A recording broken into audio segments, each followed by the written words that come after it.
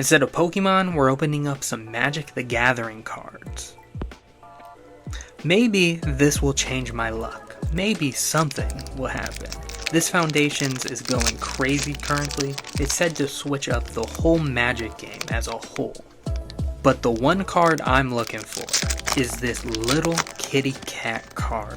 It's cute as fuck and currently worth way too much money for me to spend on it. So let's see what we get.